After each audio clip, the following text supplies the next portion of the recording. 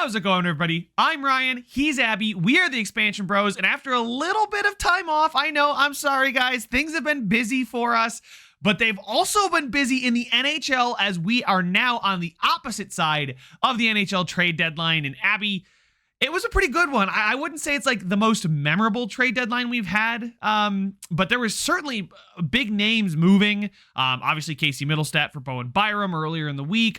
We had the Hannafin trade. We had the Gensel trade. You know, that's just to name a few. What trade, you know, maybe not from the Canucks. Where you guys weren't all that active, I don't believe. I don't think we made any trades at all. Yeah, I think you guys were pretty quiet. Your trade deadline was a month ago, it seems like. But so as a neutral observer, what was your favorite trade? Like, for good or bad reasons, right? Oh, yeah, our division rival got screwed in this deal. Or, hey, I just think this is a great fit. So let me hear it. Well, you know, we talk about LTIR and all these things, right? And we talk about how the NHL tends to be a more loyal league than other leagues like the NBA. The one team that has really gone against that loyalty mode is the Vegas Golden Knights. You can say that again.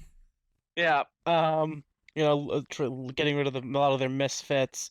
What they did with Fleury, just not exactly an organization that a lot of people like right now, and they are also the former Stanley Cup champions. It They clearly went ahead and works. got them. Yeah, hey, exactly. It's also that mentality of the Rams and the Lightning and the Golden Knights. I believe, to quote Sean McVay, "Fuck them picks," something like that. Something along those lines. And it's working for all of them, right? Tampa Bay, 2 cups, cup appearance. Vegas, cup appearance, cup win. LA Rams, different sport, but Super Bowl victory.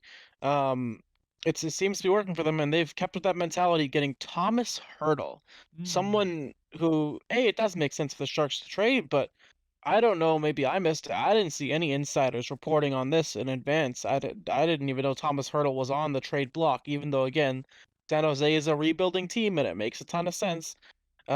His contract has a lot of money on it. It was so long, it just seemed like it wouldn't make sense for San Jose to move them on, but especially to a contender, because it seems like all the contenders right now tend to have a little bit lower cap space, or if they did have cap space, they were using it to broker other trades and get draft capital in exchange. This is just so out of nowhere, and like, Thomas Hertl is a very good player who's going to make the Golden Knights a very good team. Again, assuming they make the playoffs. Stone coming off LTIR, Hertl coming off IR. I think Martinez is on IR. That team is ridiculous. And I think it makes it really interesting for Vegas. What are they going to do at center, right? We know about Jack Eichel. We know he's a bona fide first-line center in the NHL. Chandler Stevenson's been really good in a top 6 center role. Now, he's never a guy that I've looked at in that light, but I mean, he just plays like it when he gets the opportunity and he steps up to the plate. William Karlsson hasn't really flashed since his he scored 40 goals in their inaugural season. So maybe that's whose center role he takes, or heck, maybe they put him on the wing next to one of those guys. But I think it's fascinating because Vegas, like you mentioned, is one of those teams that is kind of throwing caution in the future to the wind, because obviously their window is open now. It's so interesting to see the difference between them and Seattle, you know, the teams didn't play the same way with Seattle at the expansion draft that they did with Vegas, right? They threw things at Vegas to keep players they thought were crucial, and that island of misfit toys went to the cup. Teams learn from their mistake with Seattle, and now Seattle's got to go through a traditional building process where they don't have like 6 second lines of players that just want to play. But, you know, I think San Jose too got a decent return, you know, a really high chance that David Edstrom becomes, you know, a good 3rd line center in this league, maybe a 2nd line center plus a 1st round pick. They do get most of the cap space, right? 5.5 about. They retained 1.4 of the 6.75. So they did give up 2/3, but I mean, what is the chance a 3rd round pick actually makes the NHL? And I guess when you're San Jose, you can't afford to not throw the darts. But again, I think you go for quality over quantity. That's always been my take on prospects. You know, I don't think you need a ton of quantity, right?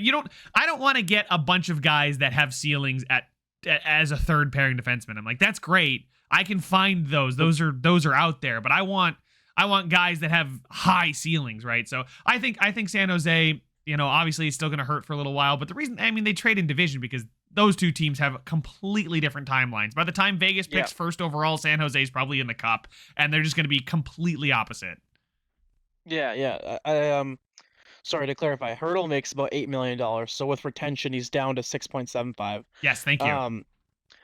So that is a significant amount to retain, and it's the thing is they're not retaining it for 1, 2, or even 3 years. Hurdle's signed long term, so it's interesting that they've chosen to use one of their salary retention slots, and I'd push back on that. It's even a good return. Yes, Edstrom's a decent prospect. Yes, a first round pick is nice, but they also gave Vegas 2 third-round picks back. Vegas acquired Thomas Hurdle and now has more draft picks than when they started. And yes, of course, a first-round pick is worth more than 2 third-round picks. Duh. But it's just so crazy. How does Vegas do this? Like, you're clearly higher on the return than I am. Even if Edstrom becomes a second round or a second line forward, right? A second round or a potential second line forward in 3, 4 years at a first round pick for a bona fide first liner signed long term on a retained deal while getting 2 third round picks. This is an absolute robbery. See, I think that's where we differ. I don't view Tomas Hurdle as a bona fide number 1 center in the NHL. He's not to me. He's a 60-point guy. He scores goals. He's great. He's a great second line center. And I think we saw a lot of teams give up assets for a second line center. Jack Eichel, Connor McDavid, Austin Matthews, Elias Pettersson, and JT Miller, I'd say are first line centers in the NHL. But I don't put Tomas Hurdle. I think he's great, and I think he's gotten a ton of ice time and a ton of looks because he's been in San Jose. But he's 30. He's signed for like another 6 seasons. Let me take a look at his contract here. He is in year 2 of an 8-year deal. So he's got 6 more after this, and he's 30. Do you think his value is going to get any higher? Do you think that San Jose is missing out on him for when they potentially make a playoff/cup push? By the time they do that, he's going to be like 34, making $8 million? I don't know. I feel like they did good to get a first-round pick out of him because, that's going to fit more with their timeline. And Edstrom is, another guy that could potentially someday be a Tomas Hurdle. I know that's the mystery box meme from Family Guy. But still, it's one of those, it just doesn't make sense to keep him. And I think they did good, all things considered, right? It's tough to say, oh, this guy's really good. He puts up 60 points a year, probably a 30 goal scorer, and you do have to lock him into another 6 years at $8+ million with a no move clause, by the way. So I think the luxury of an asset like him, you'd get a lot more if he had 1 year left on his deal, right? Not this year, but next year he expires, right? And he's 30, so you can then negotiate with him then. I think the contract. And I just don't see him as a first line center. I see him as a great second line center. That's tough to differentiate in the NHL. And I'm not saying like, oh, you can't scout. And I'm not saying I have all the answers, but it's one of those things. Is a guy a 1 center on a good team, or is he a 1 center on a bad team that would be a 2 center on a good team? So that's just that's a fair argument. So that's my stance on the Tomas Hurdle trade. But while we're talking about trades, we might as well do one more, right? We're kicking off this podcast. We're going to talk, don't worry, guys, we're talking about the Canucks and their recent play, which has been very intriguing. We're going to talk about Demko. Oh, I hate it. I know. He's on my fantasy team, man. We're going into the playoffs here. At least you'll have him back for the real playoffs. Oh my God, he was so good. He is so good. But, we'll talk about the Canucks, and then obviously we'll talk about the Middlestat trade more in depth during the Sabres segment in our recent play. And the Sabres, hey, we're going to tease this. The Sabres still have a chance to make the playoffs. I'm starting this episode off positively, so I'll explain how later. So keep listening, Sabres and Canucks fans, if I just perked your ears up. But what do you think of the Gensel trade? The Jake Gensel trade, that's the one that was the wildest one to me. I was like, what the heck? I woke up the next morning and I've got Gensel on my fantasy team again. So I'm just checking. I'm like, okay, why does Gensel have like the red news icon? Because there's an update. And it was like, oh yeah, he's part of Carolina now. And I was like, wait, what? No, he's a Penguin. And I'm like, wait, what? He's a Carolina Hurricane? I personally think the return is very bad too. I don't see this. Can you enlighten me, or are you in the same boat? Here's where I'm at. Let's take the easy side first. For the Carolina Hurricanes, this is literally exactly what they needed. This is a perfect fit. Like, the one thing they needed last year was goal scoring, and you went and got yourself a former 40 goal scorer. Like, perfect. Point per game guy often. First liner, bona fide. Sorry. See, I should clarify. Hurdle is a borderline first line player. Gensel is a bona fide first Yes. line player. And Carolina's already the one kind of questionable part of Gensel's game is his defense. Carolina is such a strong, structured defensive team where they're the perfect team to absorb someone like Gensel and get the most benefit out of him. Um, Also, we're not talking about the amazing defenseman that Carolina acquired, Ty Smith, doing pretty okay in the minors. Yeah. Love that. Uh, Uh, that listen, I saw so many minor league defensemen come and go from Buffalo, like in the last like year. It was like the staple of Jason Botterill's term too. We'd sign like Ethan Prow, and it's like, oh, who's this guy? He's a good, Ethan Prow. good offensive defenseman from Germany. It's like, oh, so he's going to Rochester. Got it. Yeah. But hey, they make a difference too. Yeah, no, it's just so funny. Like that Ty Smith from Marino trade, it wasn't that long ago, and it wasn't that long ago that Ty Smith was such a promising prospect, and now he's like a throw-in in the Gensel trade. It's just interesting to look back upon. But I think I have similar issues with this trade as you do. Um, to be clear, Michael Bunting is actually someone I do look upon as someone who could work really well.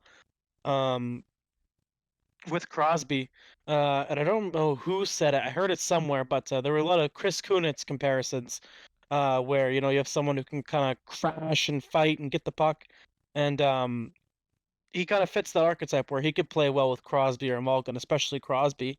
I just have But to again, laugh because I was like, you said Bunting and you're like, oh, I think he's pretty good. I'm like, yeah, he's a great third liner. And then you're like sticking with Crosby. I'm like, that's what they just find strong third liners and just sticking with Crosby, and all of a sudden they put up 35 goals.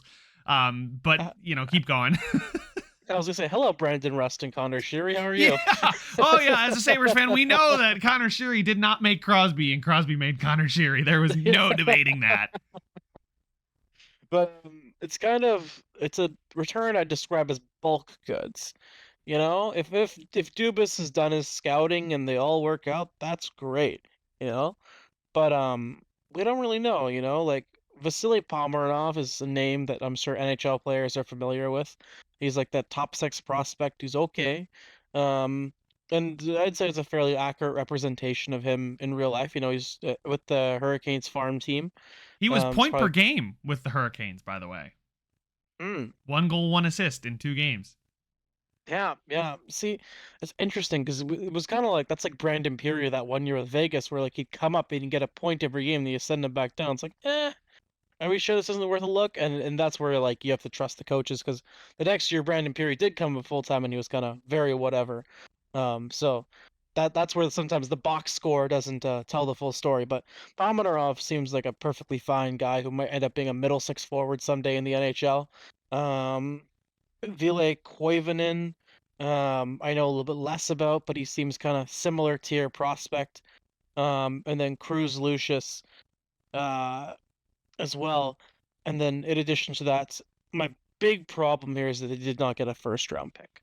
They Yeah. got maybe a first round pick if everything goes right for Carolina, but it's just there's just so many questions with this trade because we don't know what it is until the end of the year. So if they get a first round pick, a fifth round pick, and we see that all these prospects stay with Carolina and they develop, Make then the maybe we look team. back on this trade and it's like, wow, Pittsburgh really was able to rebuild on the fly and get these guys in to help Crosby at the tail end of his career. Wow, this was a really smart move by Dubas.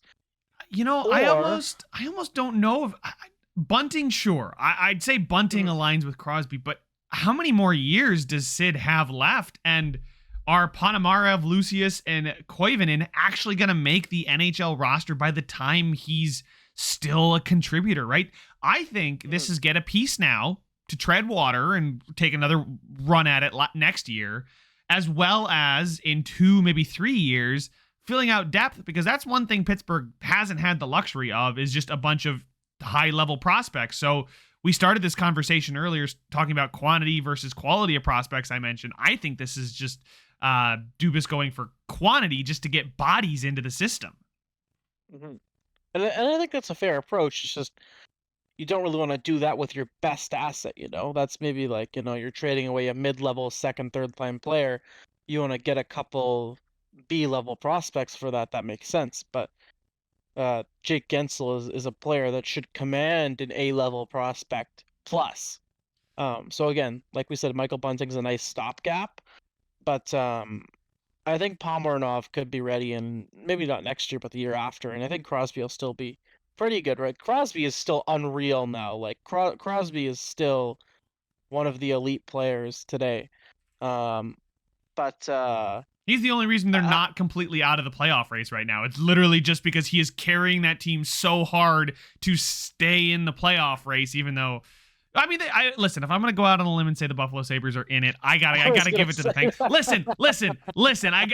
I'm gonna tease it, but we have plenty of games against Detroit remaining, and we could just about do it. So, or just knock them out of the playoffs, even if we don't make it. But we'll talk about that later. Yeah. But like Pomerantsev could join in a couple years. The rest of them, yeah, will take a while. But I think Crosby probably has 3 years left at a high level, and then probably a couple years after that as an okay player. He may just call it quits, though. Like, after the 3 years at a high level, I don't, considering his age, and I guess it depends on the state of the team, right? If they're like in the Cup Conference Finals, right, somehow get back there, and he's 40, he's like, you know what, I still got enough in me to go at it one more time. Give me 870,000 because 87, right? But I think, my preseason prediction of Edmonton versus Carolina in the Stanley Cup Finals, I think got a boost. Carolina was the team I was most worried about, right? Edmonton, obviously, for the first month, I was like, shit, not even a month and my predictions are going to be dead. But no, I mean, I thought Edmonton versus, I forgot who I actually picked. I'll have to go back and take a look at the video. But I know I said Carolina I was like, it was 2 teams get over their hump and past their demons. And it's the Carolina Hurricanes and Edmonton Oilers. But we're talking about the Hurricanes right now. And like you said, they got exactly what they needed. They don't need a strong defensive winger. They need somebody who's going to score, right? Svechnikov is great. 16 goals in 43 games, 23 and 64 last year. He's really struggled to stay fully healthy.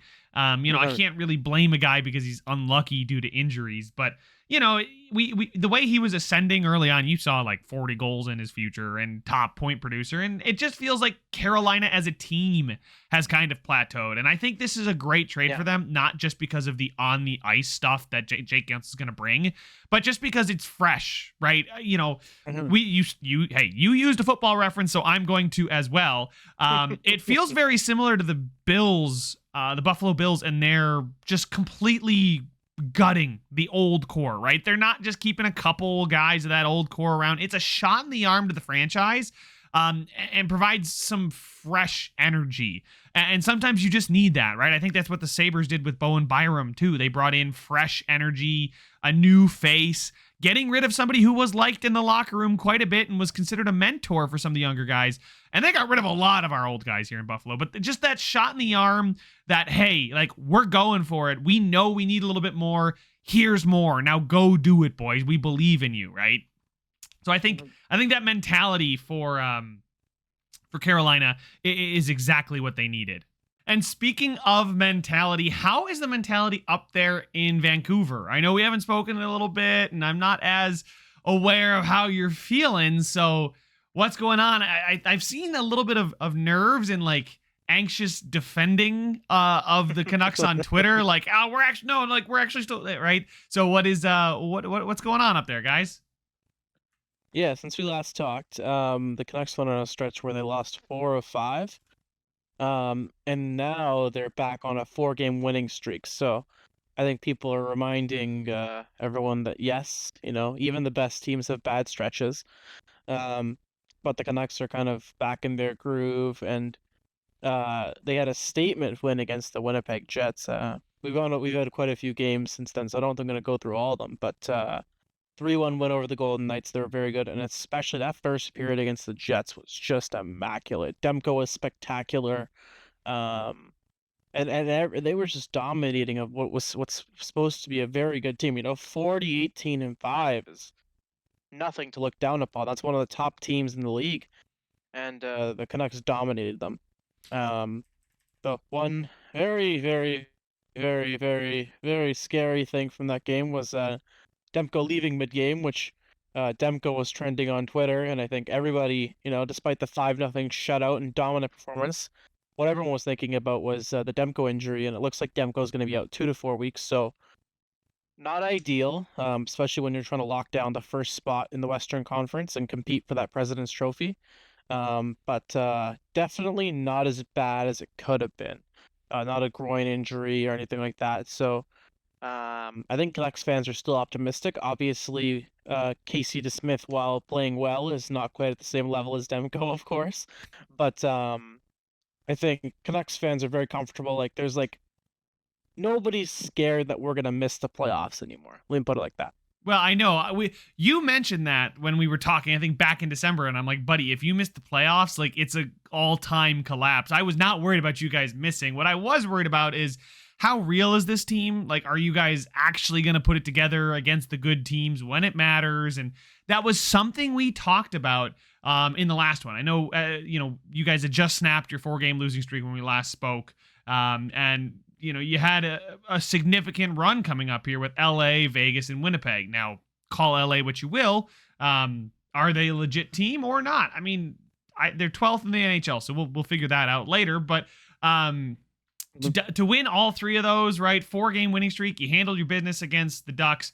Played the Kings twice. You did split it, which is okay. Again, you're not going to win every game every time that you go out there. But if you win the majority of the games against your opponents, you're going to be a good team and you're going to win your playoff series, right? So a 5-0 statement win over the Winnipeg Jets, who, don't allow goals against. And for you guys to put up 5, I think that's pretty impressive. And, analytically, too, this stretch looks really good. You're 99.2 PDO, so it's not where you guys have been used to playing, but this just shows me that your team is not just getting lucky, right? That's what really I've been trying to preach this entire time. And I know a lot of people don't like advanced stats and, oh, what do they really mean? It just matters. The only stat that matters is goals. And I get it, but it helps us uncover, how a team is playing. And, for a second there, I was a little bit worried, especially when you guys lost 4, beat Boston in overtime, and then lost the next 2. That was a tough stretch. That was really rough. But now you're on a 4-game winning streak. You're back to playing the way the Canucks play. One of the things I've seen, though, is that Elias Lindholm has been horrible analytically, like worse than what he was in Calgary. He's worse in Vancouver. And I don't know how you put a guy on a better team and with better teammates and he gets worse. That doesn't make any sense to me. So can you explain, have you watched Lindholm closely? Is he just not jiving? Is he not getting it? Is it a culture thing? Is it an effort thing? Is it just give him time and by April he'll be good? Or what are we looking at here? I feel like Lindholm was just incredibly inconsistent because I feel like kind of the low advanced stats don't tell the whole story. It's more like he does the right stuff a lot of the time. He's in good position. He's scoring goals here and there, right? He's being involved in offense here and there. But he just seems to also be on the ice a lot when they're getting scored against. And it just feels like the connection there has been a little janky with Lindholm for whatever reason, even though he should theoretically fit in with everything quite well. It feels like it hasn't quite been as smooth as one would have hoped. And whether that means Lindholm should be moved down the lineup or that's something that maybe will be fixed over the next month or so, where he can get more acclimated to everything, and by April, he's more prepared to be able to contribute and be better defensively, is a question to be asked. But I don't know. This is a acquisition that we paid a lot for, and it really feels like we aren't getting the value that we paid for in Lindholm. Well, we did discuss that too. I think you guys gave it more quantity than quality, kind of a trend in today's episode, right?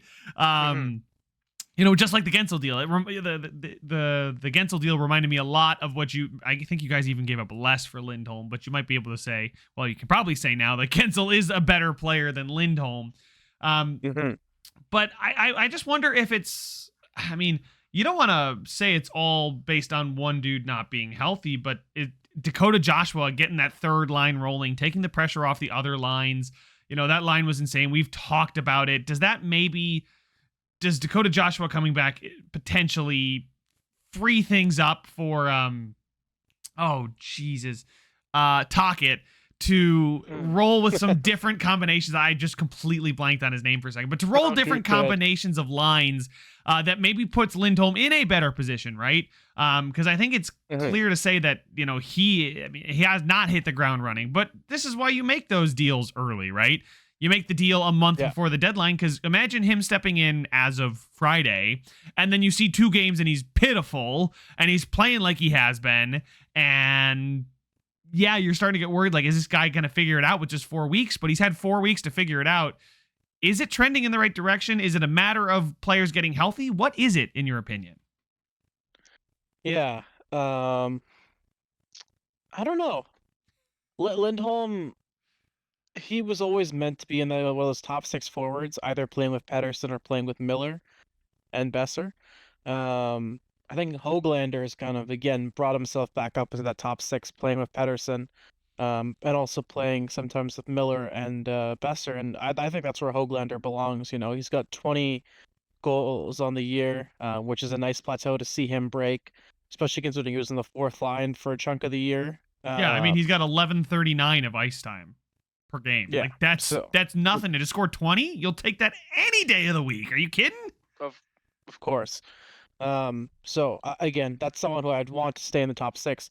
That's where with Lindholm, right, with Dakota Joshua out, if you reunite that third line of Joshua, Bluger, Garland, kind of what do you want to do around that? Or will he even reunite it, period, right? Will he maybe use Tocchet's discussed running the big center core of Pettersson, Miller, Lindholm, Bluger? But it's also about finding those right wingers to complement Lindholm, just because Lindholm is meant to be a center. He takes face-offs down the middle. If you're moving someone, you're moving someone else off to the wing and letting Lindholm take the face-offs, just because that's what he's good at. Yeah, he's been amazing at face-off since he got to Vancouver. He's got a 60% face-off percentage, dude. That is nutty. That is crazy. Yeah. I can't remember the last time a Sabres player had above 53%, let alone pushing 60. I mean, he's at 60.0 right now. Obviously small sample size, but still, like you said, he is a good face-off taker. So you want to take advantage of that, but on the other side of the coin, your team gets significantly worse every time he comes over the boards. And like statistically, and I think eye test, I haven't watched much, but I think everything backs that statement up. Yeah, no, absolutely. I think Dakota Joshua definitely brings a good level of physicality and stuff, and like again, so if Tocchet chooses to solidifies that third line, but that's also where like if Lindholm's not playing on the third line the way Tocchet described that 4-person center core, what do you do if he's not working in those top 2 lines? Because right now, again, you can throw him on the third line. That's kind of a safe spot for him, where he's still getting an okay amount of ice time. And he's like, it's kind of, the third line is just a really comfortable spot to put Lindholm, right? Mm-hmm. But the idea of putting Lindholm on the 4th line is a bit, we gave up first round pick, and I know you said bulk goods, but still prospects. Hunter Brinskevitz is a good prospect. To get this guy, and we're throwing him on the 4th line. We had this guy's supposed to be a scorer and stuff. We would have given you Zemgus Girgensons for a 4th if you really wanted a 4th line forward who had good impact. So like, I'm not giving up a 1st in Precipice and extras to get a guy on the 4th line, and that's right. It's almost a sunk cost fallacy, but you may just have to. You've got to put him where it works best for the team, because at this point, it's not working for him.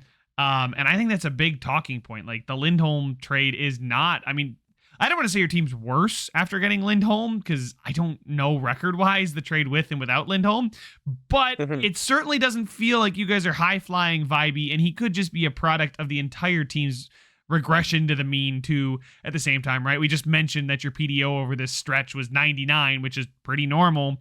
So I don't want to say Lindholm is the anchor dragging the whole ship down, but again, I just think so you got to figure it out with him because you gave up too much, and I still do think he is a good hockey player and will fit. I was super high on him when you guys acquired him.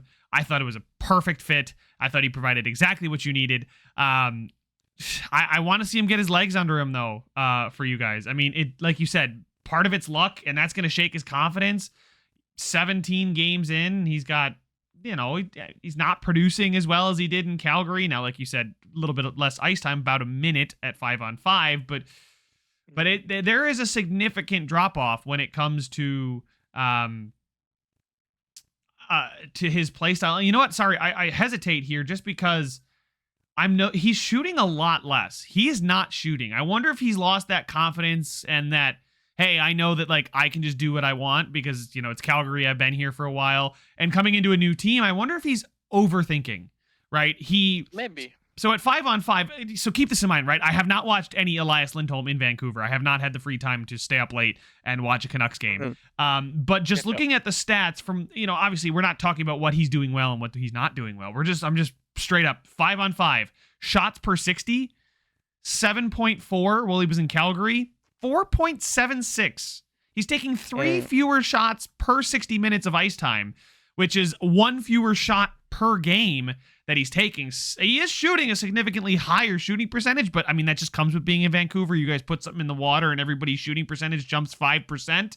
But I do feel like, looking at that just makes me wonder about the off ice stuff, right? Is he gelling in the locker room? And I'm sure you guys aren't like hazing him or something stupid like that, but it's a big life change moving somewhere else and going to a new team. And not everybody takes to it like a fish to water. Right? Maybe he's really overthinking what Tocchet's asking him to do and wants to make sure that, yes, coach, I'm doing the right thing. And it's like, just go play your game. Because for a guy who's averaged 6.1, 5.8, 6.5, 6.6, 8.9, 6.0, 7.4, the whole time he's in Calgary, to then drop to 4.7 while he's in Vancouver, that just speaks to me. He's doing something different, and he's not being Elias Lindholm. And I think he needs to get back to that, doing what makes him best, but also, the coach has got to figure out how to get him to do that while also getting him to fit in the new system. And listen, we talk about systems and how it's important. At the same time, it's the players really that make the difference. Coaches usually get the axe not because they've got a poor system, but because the players have stopped reacting or not doing what they need to be doing. So I think Lindholm's just got to get back to being Elias Lindholm, and, maybe that comes soon. I don't think he's going to just find himself in the playoffs. That's a lot of pressure, and I know you fans are going to put a lot of pressure on the team. You're excited, but you guys are ravenous for a cup here, so there's going to be a lot of expectations come game 83. Yeah, I think again, I think I'd hesitate to call him the anchor as well to run a 4-game winning streak, right? Let's call it what it is. So, like, we had a little bit of a slump.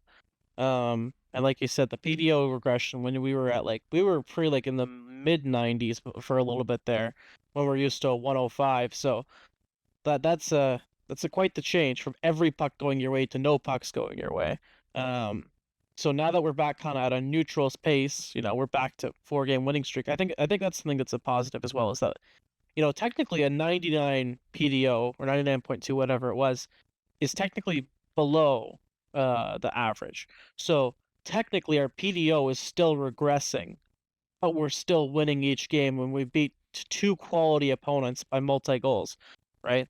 And speaking of injuries, I think one of the reasons we are winning is that we got one of our injury players back. Carson Soucy, who was out for probably like almost most of this year at this point, is back, and he's just such a good, stable presence on defense. Very like neutral, very calm. And I think that's kind of helped both in terms of defensive depth and both in terms of like, oh, we've lost 4 or 5, and he's just kind of like, okay, let's play hockey. And that kind of like neutral, calm demeanor, I think, has had a good effect on the team as well. And that's where like players are maybe struggling, like like Lindholm aren't necessarily freaking out or Taka isn't freaking out on them. It's because everybody's comments like, okay, we've won 4 in a row, you know? Like, Mhm. let's just keep doing what we're doing. Yeah, you guys are meeting expectations, and again, I talk about you guys as fans. I love you guys, but you guys are crazy. You guys are awesome in a good way, right? But you guys expect a ton from your hockey team, and that's the way it should be. You should not become apathetic like Buffalo has, right? You should be like on them all the time, and you are, right? And it's great, but like you said, sometimes they just got to block out that noise. You guys on Twitter are like, "Oh, we love this team. They're so good," or "Oh, this guy sucks," or "This guy's, he's got to go." Is it Lindholm? Like, get rid of him. I know we just got him, but he hasn't scored enough. Get rid of him. It's like block that out. Just go do you, right? And that kind of calming presence from Susie and Tocchet and your leader stepping up, right? You mentioned in a previous episode talking about JT Miller and his high energy, and I think that could actually provide a clash with the kind of hockey city you guys are and your fervor for it, right? But he's now channeled that energy into a positive way, and that pressure. I think you guys are really prepared. I've been saying it all season. You aren't gonna let yourself say it, but I can say it because I'm not in there all the time. But I think you guys are totally prepared, and the fact that your PDO regressed. I know PDO is not like a tell-all stat, right? But it just goes to show you like puck luck and things like that. The fact that it's regressing and you beat Vegas, was it Vegas 5-0? Winnipeg. Yeah, even more impressive. Vegas are frauds until they activate everybody out of the ice chamber, right? Crypto chamber, unfreeze everybody for the playoff run. But like for Winnipeg, the fact that you guys are doing things like that, I think it just points to you guys are a good team. Straight up. It's just you're a good team. You got the players. Yes, we can nitpick. Oh, Lindholm is worse. And your high danger chance for percentage drops by 17% when he jumps on the ice, which is one of the worst numbers that I've ever seen as an analytics guy. 17% when he comes on the ice relative to when he's on the bench. So that means like if you guys only generated 50% of the high danger chances when he's on the bench, when he's on the ice, you guys only generate 33% of them. So that's really not good. But again, we can nitpick all that stuff. Something tells me it's all going to work itself out. And I think, we'll get to that point at the start of the playoffs where it's like, okay, Lindholm started rough, but he's figuring it out. Like he's there and he's shooting and he's getting assists and he's playing good defense and he's helping the penalty kill out. So I think you guys are in a great position. It's just, I want to see you put it all together, right? You just get Carson Soucy back, and then you lose that Demko, and Lindholm's not playing well. And, hey, Pettersson, though, sticking around for a long haul, so maybe you will put it all together for a long time with him. I can't believe we didn't even talk about that. Oh, that's right. Yeah, probably should have just led with that. Pettersson's deciding 11.5 by 8. It seems like this kind of materialized out of nowhere. Pettersson was very firm, like, we are not talking contract till end of the year, and then there was that leak that allegedly he turned down at 12 by 8 somewhere, and apparently Pettersson's camp was pretty pissed about that, and there was kind of rumors swirling around, and then there was a trade rumor where there was a proposed trade from Carolina. Carolina would send Kotkaniemi, Seth Jarvis, and I think other pieces in exchange for Pettersson. Which is a very NHL trade. Like, it's an awful trade for the Canucks to make. But Absolutely. Especially considering Kotkaniemi started the year very hot, but has been very mediocre recently. I would have been very upset with that trade. I think Pettersson kind of realized, hey, maybe I should make sure I sign a deal so I don't get traded somewhere I don't want to go. And he is happy here. At least happy enough to sign for 8 years, Yeah. I think you have to be pretty happy to sign that long term. And I think I think I could live just about anywhere if you paid me double-digit $1 million per year for 8 years. I think I could make it work, right? Especially when I get paid to play hockey. Oh, and by the way, I'm on the second best team in the league. Getting traded to Carolina is not like a death sentence, don't get me wrong. But why would you pass that up? And I almost wonder if some of it was like, okay, like I was probably going to sign this. Like that deal sounds really good to me. I was going to sign it in the offseason. I know I got this rule that I don't want to sign it during the season, but like there's a lot of noise and it's causing a distraction for the team. So let me just sign the damn thing, write my signature on the dotted line, and let's get back to playing some freaking hockey and block out the noise, right? No, definitely. And I think I don't know if this was a mature move by Pettersson, but because Pettersson gave permission to his agent to like negotiate, and they got it done within 2 days. So again, I don't think the Pedersen camp and the Canucks camp were too far apart on numbers, anyways. But just giving that permission to negotiate, got it done. So again, very happy to have Pedersen. I was hoping for under 12. It's under 12, so hopefully the cap continues to go up, and it's a smaller percentage year on year as it goes on. But I'm very happy with this. And as far as long term goes, right, this probably means we're not keeping Lindholm. Honestly, that's okay. Yeah. I'll live with that. We can focus on keeping our other players who are kind of locked up right now, right? So for the next couple of years, we have Demko, Hughes, Pedersen, Miller, all locked up, and that's a pretty good core. So working on making sure we're extending Brock Besser and Philip Hronik, I think, is the next step, and then figuring out the depth around them.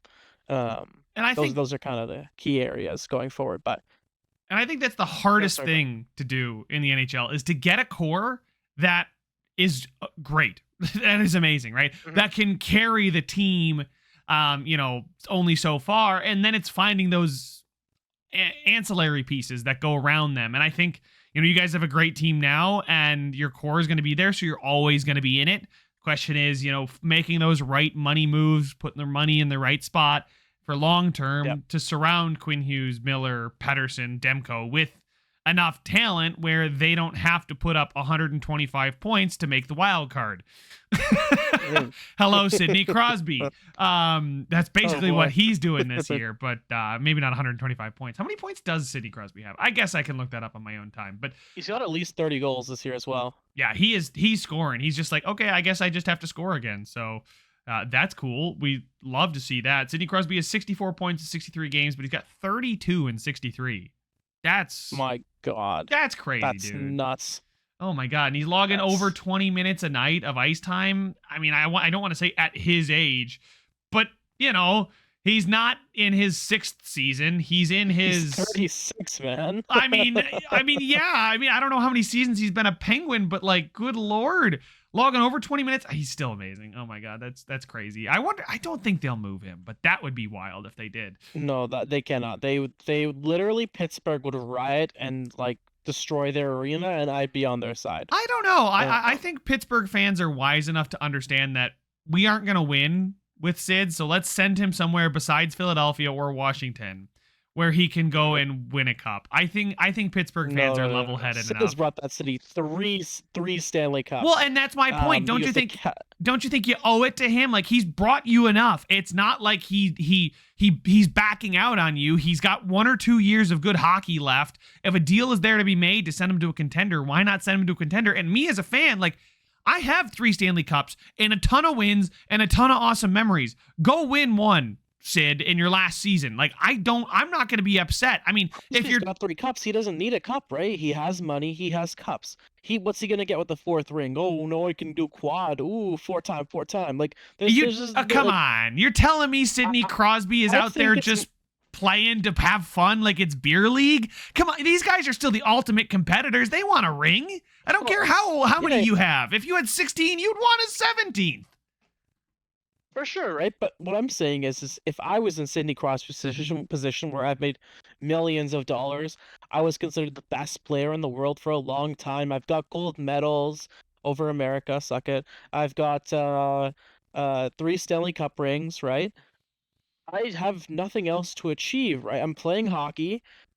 The only thing left is legacy, right? And so legacy for him would be getting as high in the point total as possible and staying with one team for his whole career. Again, I think players who stay with their team, one team, the whole career, and they can control it, have that extra level of aura to them, the Sedins, for example. And perhaps I'm biased with the Sedins. I mean, is Gretzky's legacy tainted because he played for somebody other than the Oilers? Well, he also happens to lead the league in points ever scored, goals ever scored, assists ever scored. So I think that's an exception. I think the player's legendary status speaks for themselves. I mean, we've seen plenty of legends of the game take a couple years towards the end of their career to go somewhere else because their team moved on. It just happens. And I think you don't have to just be like, F you, Pittsburgh, I'm out. Then they may quit or riot or whatever. But I think Penguins fans, if they shipped Crosby off when you knew it was like his second to last season or something like that, and they gave him to a team that, they don't have a rivalry with to get a chance at another ring. I don't really see a fan, a level-headed fan, being too upset with that. And I don't think it's too crazy to think that's going to happen. Listen, this is something where we'll fundamentally disagree on, because in terms of like expected value, yes, of course it makes sense to trade away Crosby. They should trade away Crosby, Malkin, Letang, trade them all, get assets, and rebuild. That's what they should do. Well, I think there is a middle ground. Should do. There is a middle ground, Sure. and that's what I'm talking about, is keep him for another couple seasons. What's the point of the rest? What's the point of the rest? They're not going to be a good team without Crosby. You don't know that. You don't know what's going to happen in like 2 to 3 years. I will bet you. Hey, hold on. I was going to say way too much. Somebody's feeling confident. If they trade away Crosby and they make the playoffs the next year, I'll pay $100 your charity of choice. Now, that only applies to the next 2 years, because I don't know what the team is going to look like in the future if they freaking sign a million people. You can't just put that asterisk there. That doesn't work. Like, I'm talking about the end of his career. What if McDavid signs in Pittsburgh and they trade away Crosby? Like obviously that's not gonna happen. But like, there's a million things that could happen, right? But with the current composition of the team, or minor adjustments, trading away Crosby is not going to make the team better. They're not going to make the playoffs. Probably not going to make the playoffs with Crosby. You take away their best player, their number one goal scorer. They've already traded away Gensel for not pennies on the dollar, but bulk goods. Like, there's just no point. You either keep Crosby, right, for the legacy, which is what I think you should do, even if it does set the franchise back a little bit. Crosby has brought so much to this franchise that I think you let him retire there. You keep him for ticket sales while the team is shit. Then, Perfect, even better. When it's clear and obvious that, when it's time for the team to go into a rebuild, so you're not trading Sidney Crosby for every dollar you can get. You trade Sidney Crosby to be kind to Sidney Crosby so he doesn't have to play on a shit team. Like, Sid, listen, it's gonna be rough. I know you don't deserve it. Like, go somewhere and do us proud. Send him home. Although, I don't know how you can send him to Cole Harbour, Nova Scotia. There's not really a team close. Boston? Is that the closest NHL team to Nova Scotia? I don't think Pens fans would be too happy about him wearing black and gold elsewhere. I think you either send him to Montreal or Boston if you want to send him as close to home as you can get, and I don't agree with either of those locations. So, maybe he'll come out west. Maybe go send him to San Jose because they'll be ready to compete by then. So. Oh boy. Yeah. On that note, I think we devolved a bit. There was actually one thing I wanted to cover for the Canucks. Go ahead. We didn't end up seeing it this trade deadline, but there was rumors of a three-way deal, and we touched on it briefly during the earlier Gensel segment. But the hypothetical deal was Lindholm and whatever other assets. So Lindholm going to Boston, and other assets going to Pittsburgh, in the form of draft capital or prospects. And then Boston sending Jake DeBrusk to Pittsburgh, and then Pittsburgh sending Jake Gensel to the Canucks. Ooh, that's interesting. Kind of where that falls apart is the Canucks had no cap space, and Lindholm is on a pretty affordable cap hit right now. Mm-hmm. And the other thing is Pittsburgh had to want the assets from Boston, or would Boston be potentially brokering a trade? Like, there's just so many elements to it, and it would have been a very interesting thing flipping your trade deadline acquisition for something else. Like, we saw that with Hoffman when he was sent to, I believe it was San Jose, and then they flipped him to another Eastern Conference team anyways, and got pretty much a better return than Ottawa did. That was a number of years ago. That was hilarious. But, very funny. I think it was to Florida, if I'm not wrong. Yes. It was on June 19th. They traded Mikhail Bodker and Julius Bergman in a 6th for Hoffman, Donati in a 5th, and then the Sharks turned around and traded Mike Hoffman and a 7th for a 5th, a 2nd, and a 4th. Yeah, they got a 2nd round pick. They got the best asset by a mile. Yeah. Very funny. That second round pick But became Jamison Rees for the Carolina Hurricanes. the best hypothetical piece, let's put it that way. But point being, if they could have got that to work, Jake Gensel would have been a very intriguing piece on this team. Obviously, not the best defensive piece, which is kind of similar to Kuzmenko, but obviously a lot more offensive upside. Or not upside, more Better skater. offensive consistency, better skater. Yeah, just an overall more seasoned NHL player used to being on that first line who would have been absolutely scary out there with Pettersson. Some significant playoff experience there too. I mean, think about that. Yeah. If you know, I mentioned this earlier when we talked about Gensel at the start of the show, but with the Carolina Hurricanes getting over the hump, I mean, you talk about Crosby with multiple cups. Gensel's got multiple cups. So, I mean, he also knows what it takes to make it to the finish line. And I think that's a big thing. So I wonder, that would be my only concern with the Vancouver Canucks is who's been there and who's done it and who's had a significant playoff run. I haven't done the checks. I'll do that next time. But, you know, what's the deepest run? It's, you know, it's funny. I guess we'll start to transition over to the Sabres here. Speaking of playoff experience, the most seasoned playoff veteran on the Buffalo Sabres, Bowen Byram. Stanley Cup champion Bowen Byram. Yes. Oh my God, he was so good in that series too. And if he gets back to that level, like he played against Tampa Bay, I'm excited. My initial reaction of the trade, so we'll start, is Middlestat for Bowen Byram. My initial reaction was like, why? Another left-handed defenseman who's all offense and not great defense. Another left-handed defenseman who's got high draft pedigree, who's got that potential top pairing guy. I mean, that's like our third left-handed defenseman that has the ceiling of a first pairing defenseman. It's like, I didn't see it, but you know, the more I've watched him and the more I've thought about it, I'm glad we didn't record a podcast that night. We wanted to, couldn't get around to it. But my tone is very much changed on Bowen Byram. I can see the vision. I see why he's here. Yes, the left-handed thing will be interesting to see how they handle that, right? I've been talking with people at the Sabres games and whatnot, and it's like, you project our 7 defensemen next year, 5 of them are left-handed. I mean, yes, the whole left-handed thing I can do with a Byram-Dahlin pairing because I think Dahlin's better on his offside anyway. I think it's actually amazing what he can do on his backhand, and the skating and whatnot is amazing. That lets Byram fly up the left side. But I don't know if the same thing could be said about Owen Power or a guy like Ryan Johnson or oh man, there's one more left-handed defenseman. Samuelson, yes. God, Samuelson is not playing on his off wing. That's why I completely forgot about him. Hell no, he's not playing on the right side. So the dude could barely make a breakout pass on his strong side, let alone his weak side. But right, you've got Samuelson, Power, Dahlin, Ryan Johnson, and Owen Power. Or Byram. I said Power twice, didn't I? Bowen Byram. Yeah. I got to get used to him. He's new, so give me a second. But those are our 5 guys that I think are NHL caliber and should all be getting ice time, like every night.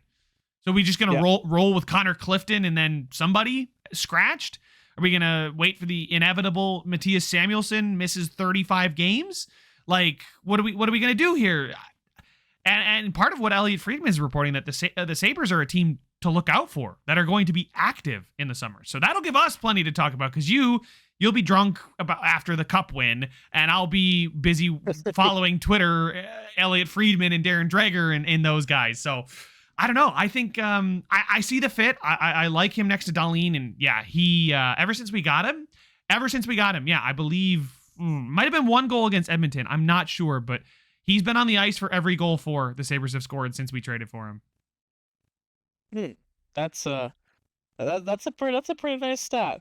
It's good, but it's not. Yeah. He only plays like 20 minutes a night. high action player there. But also, side note, I probably won't be too drunk. I'm more of a ginger beer guy than a beer guy, so hypothetically I'll still be cognizant and ready to record the podcast on any sightings or anything like that. You'll be delirious. Come on. One way or another. Yeah. But it's interesting because you mentioned 5 left-handed defensemen. Yes, Stalling can play on his off wing, but um, even if you plug in, say, 2 of those guys in the top pairing, that still leaves you 3 guys for what is 2 spots on the left side. And with someone like Samuelson, you're paying him for the next 6 years, I believe it is. 7 or yeah, So, I think this is the first year of the 7-year deal. okay, yeah, so another 6 years after this. Um, is that's like, and I understand the cap's going up, but you're paying him like not too much, but you're paying him an amount you would probably want to pay for a top 4 defenseman rather than a bottom pairing defenseman. So are you comfortable playing him on the bottom pairing? Or do you play him on the offside in the middle 4, but he's not, he said he can't make a breakout pass. So you just kind of created a logjam to where like you clearly don't want to trade one of Dahlin, Power, or Byram, who you just got. So you do that. You put Dahlin on the offside. You put Byram on the left side. And you put Power on the left side. So that's half your defense taken care of. Who's filling that top 4 slot? Because respectfully to Connor Clifton, he's not a top 4 defenseman. No, and he should be on that bottom pairing. It's abundantly clear. I thought that coming from Boston, and he's stuck behind some good defensemen. Same thing with Byram, but again, less pedigree, obviously less talent. Like, I'm not saying they're the same player, but it was one of those. This is a guy stuck behind that has good numbers and is stuck behind some really good talent. So maybe, you just bump him up a little bit and you'll get the same thing. Now, that's what I thought in the offseason. I still like Connor Clifton. I still think he's very serviceable. I feel bad for him just because he came to Buffalo from a good team. Right? Like, Boston's good structure, good culture. They know how to play the game. Here in Buffalo, everything's just a mess. The coach, his comments are crazy. I can tell you those here in a minute. But, to your point, I think Connor Clifton's a third pairing guy. Ryan Johnson has looked good, but he's definitely made, like, we talked last time. You watched some of the highlights from the Ducks game, a little while ago, but you saw the errors and the youth there. So you probably don't want him playing with Power. Now, I think him and Power are actually a really good line, a really good pairing. So if I just take a look here, Power. But anyway, again, that's why I think we're going to have to do something. We're going to have to make some kind of moves. We also have Jacob Bryson, who's looked like a very serviceable 7th defenseman. Like, he stepped in. It's fine. I think the Sabres are like, I want to say like 12-4 with Jacob Bryson in the lineup. So, again, one of those stats that doesn't actually matter. But it's not all him. But, that was the same thing with... Bryson on top pairing. This is your sign.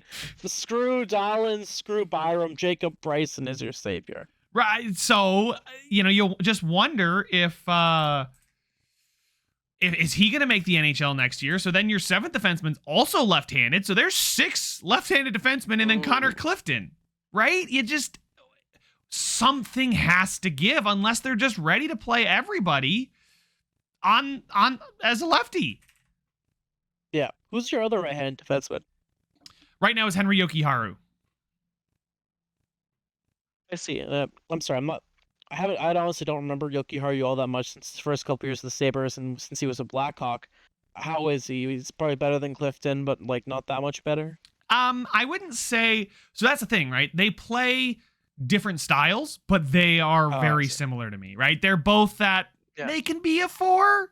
I like them as a 5. I love them as a 6, right? I'm satisfied when they're a 5, and when they're a 6, I'm like, yeah, we have really good defensive core, right? So Jokiharju is one of those guys. He's more of a puck mover, skater, get the puck out, not overly physical, not exactly tremendous defensively, but he's not a liability.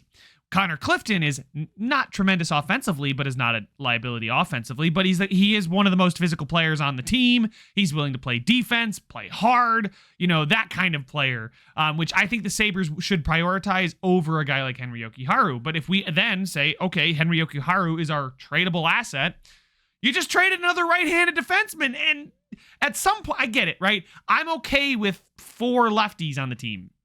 5 is where I start to be concerned about, breakouts from behind the net. You can't fire it up the boards easily, right? I'm thinking as object of a righty, right? You're on the right side, behind the net. You can't just fling it up the boards. You gotta, it's weird. It just doesn't jive. So I'm trying to find Ryan Johnson, but apparently, oh, there he is. I was trying to see his stats with Owen Power. Yeah, they've played 105 minutes together, 300 minutes not together. Their Corsi for is 57%. Both of them have a worse Corsi for without each other. Let's see. I want to see goals for percentage. Goals for percentage 75%, but that's just on the ice for 6-4, 2 against. And then expected goals for, yeah, they're a good pairing. They're better together than they are apart. So maybe the front office is seeing that and says, you know, Power's probably on a strong hand. Johnson's I would say the better skater. He's so shifty. Oh my God, he's so good. I love Ryan Johnson. He's somebody I'm very excited for next year. But maybe they are looking at Byram Dahlin, Power, Ryan Johnson. Right? I guess I don't have to clarify Ryan Johnson anymore. The bad man is gone. He is now in Philly. I don't have to quantify which Johnson I'm talking about. But maybe that's their plan, and then have Samuelsson with Clifton. I mean, I like that. Honestly, we talk about lefty, but as far as the way they play and the way they've looked together, I like those pairings. Now, I haven't seen Samuelsson with Clifton, but I think they're complementary, right? Dahlin and Byram can easily keep up with each other.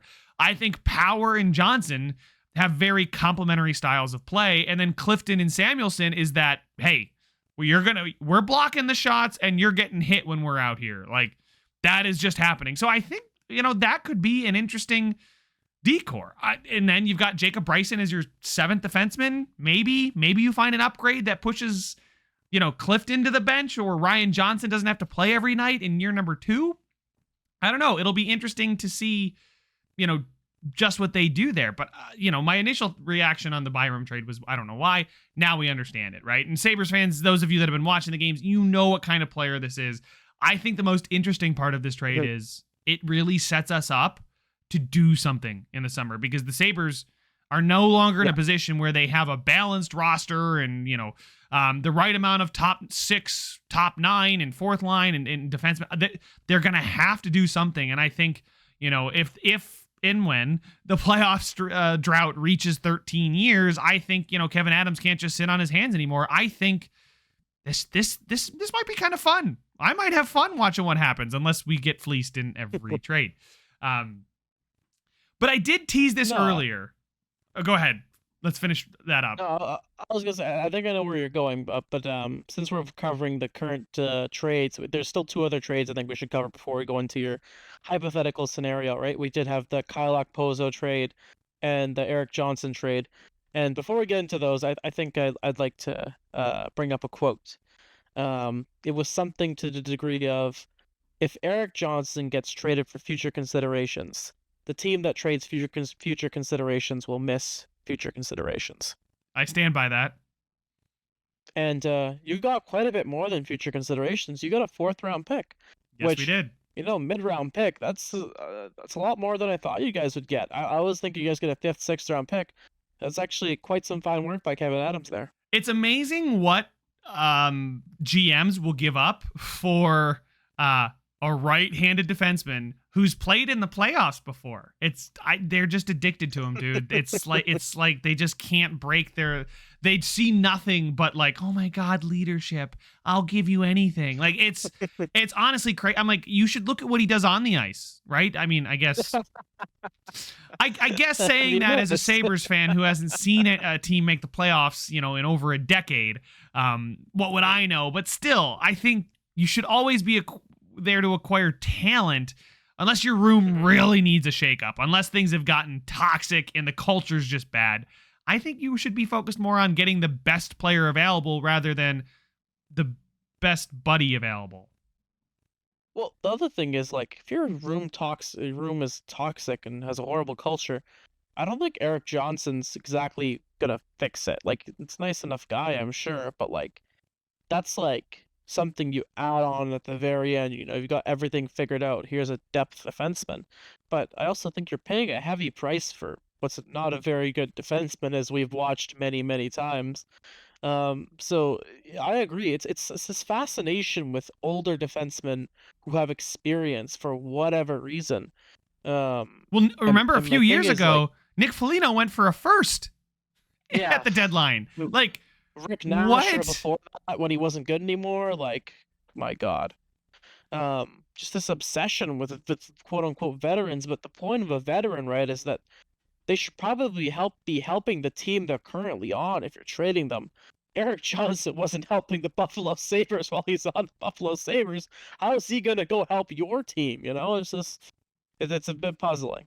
Yeah, I think if anywhere is going to be good for him, it's Philly with Torts. I think that's a locker room. I mean, it's been nice to watch Torts, have success and he's been a media just darling. How ironic, right? From where he started to where he is now, and I think it just shows the growth of John Tortorella. I mean, I think it's really great, but I think Eric Johnson will fit in there just fine. He's played one game, he's a -1, so welcome Philly to the Eric Johnson experience.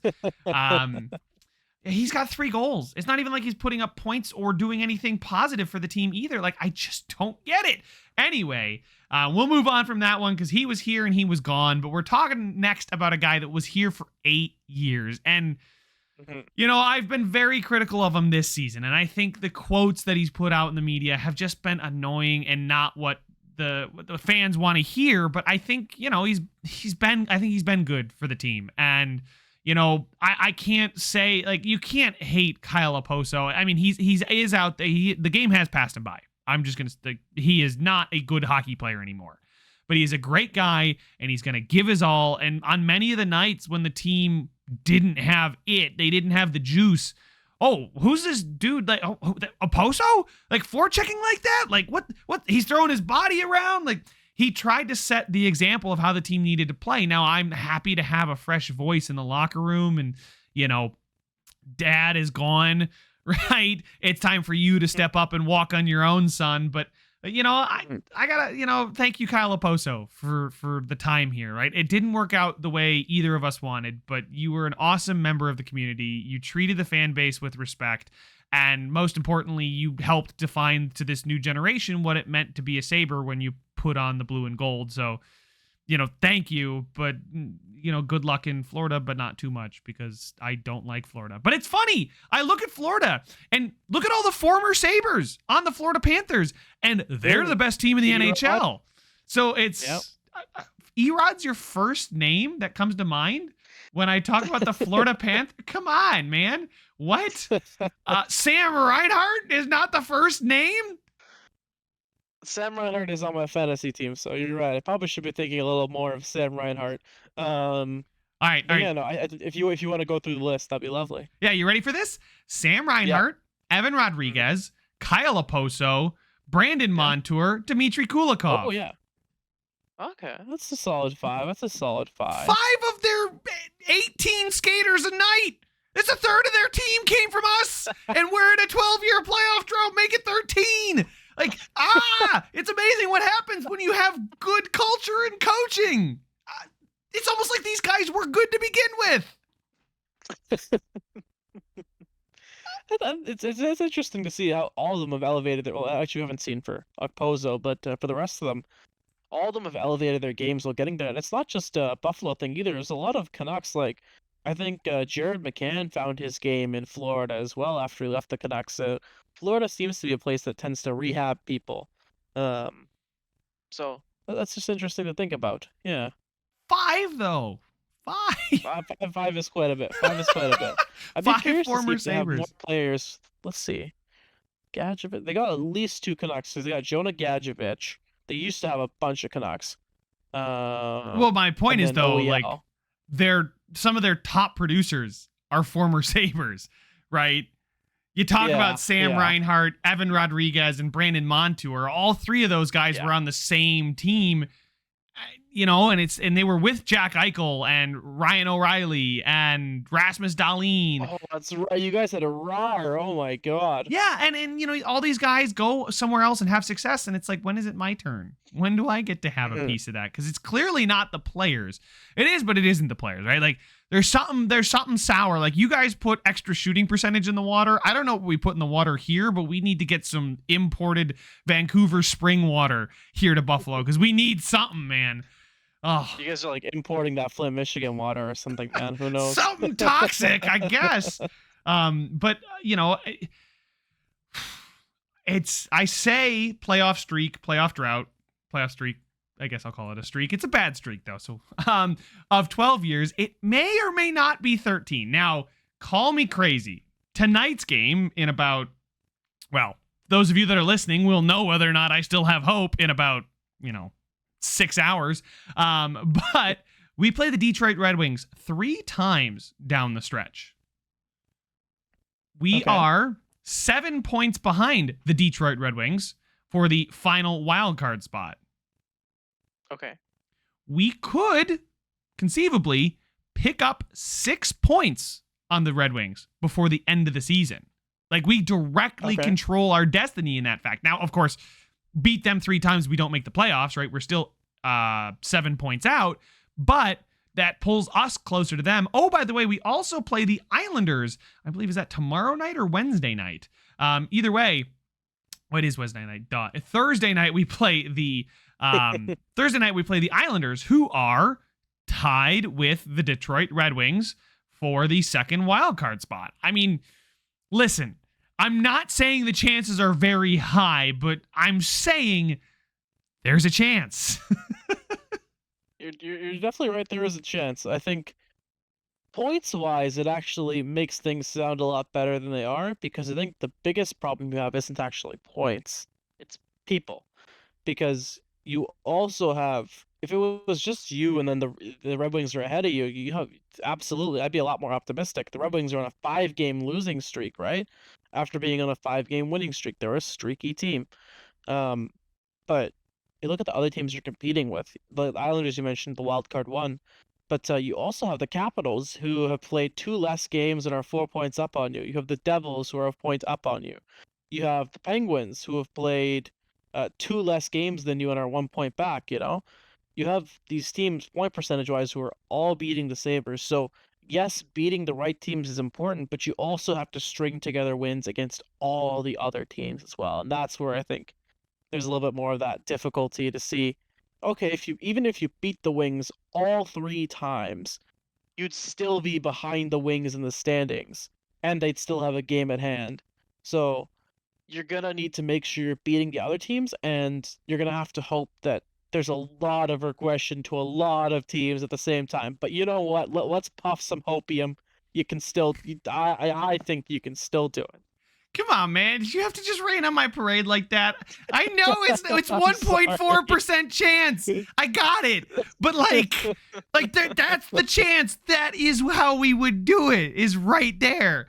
I mean, if anything, we would just knock Detroit out of the playoffs, which would feel very sweet. But I know it's not a big chance, but they're 1.4, so just that's the scenario you got to look for, right? We need to go 3-0 in regulation this week because we played Detroit twice this week. So the next week on the podcast, we'll see if I've officially let Abby rain on my parade or not. But no, I mean, I'm at this point. Yeah, I'm not expecting it, but you know what's actually kind of funny?